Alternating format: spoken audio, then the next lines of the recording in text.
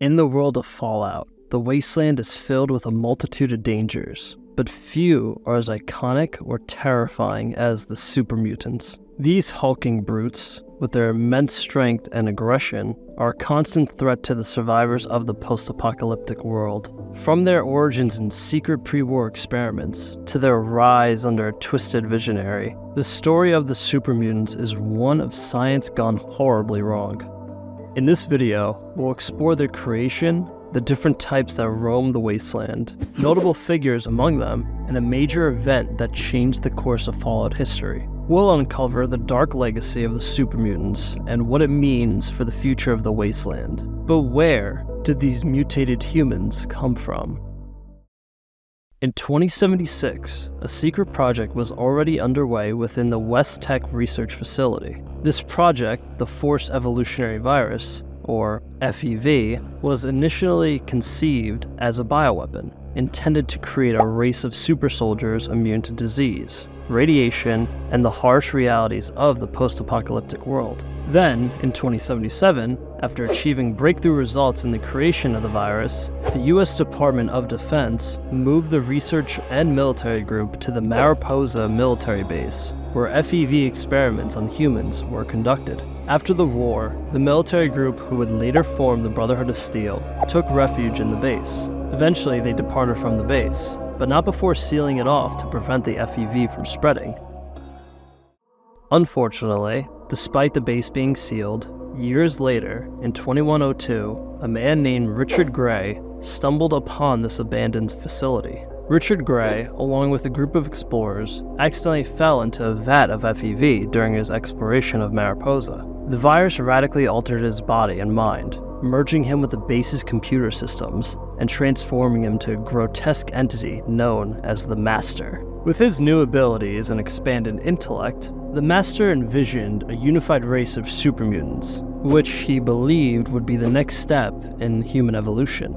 Driven by his vision, he began experimenting on kidnapped wastelanders, exposing them to FEV to create his army of super mutants. Super mutants are characterized by their immense size, incredible strength, and resistance to radiation and disease. However, these transformations come at a cost of significant cognitive decline. The creation process involves immersing humans in the FEV, which alters their DNA and induces rapid, often uncontrollable growth. The Master's plan was to create an army of these beings, who would then capture more humans to continue the cycle of transformation, ultimately leading to a world populated entirely by super mutants. The Master's reign of terror eventually came to an end in 2162, when the Vault Dweller, the protagonist of Fallout 1, infiltrated the Master's base, the Cathedral. After confronting the Master and exposing the flaws in his plan, specifically the infertility of super mutants, we'll get back to this, don't worry. The Vault Dweller either convinced the Master to self-destruct or defeated him in combat. The Master was a challenging opponent, with powerful psychic abilities, advanced weaponry, and the protection of his super mutant army, making the Vault Dweller's victory a significant achievement. Frank Horrigan stands out as a particularly fearsome super mutant. Originally a Secret Service agent, Horrigan was exposed to the FEV at the Mariposa military base and transformed into a massive, cybernetically enhanced monstrosity.